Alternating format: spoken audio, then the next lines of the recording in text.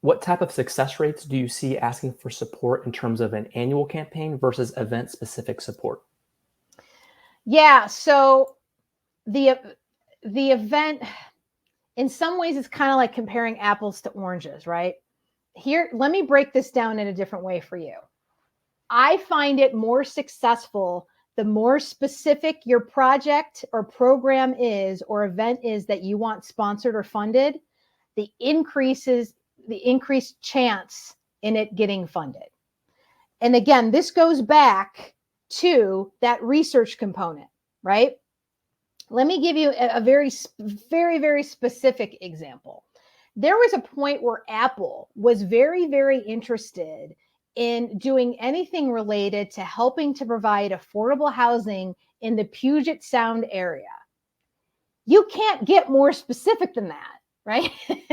So I happen to have been in a position with a client that was a nonprofit and has an association attached to it that was doing project work in that same area and really spoke to what Apple was looking to do with affordable housing. So bam, I mean that is very, very specific.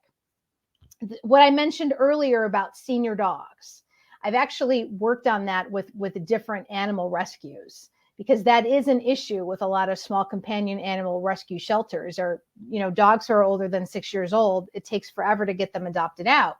So if I go to again, I'll use a grocery store chain as an example, and I know that they like to help animals in the community.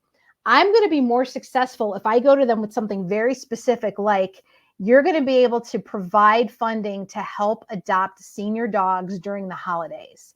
That is much more compelling than me saying we need general operating funding for our animal rescue.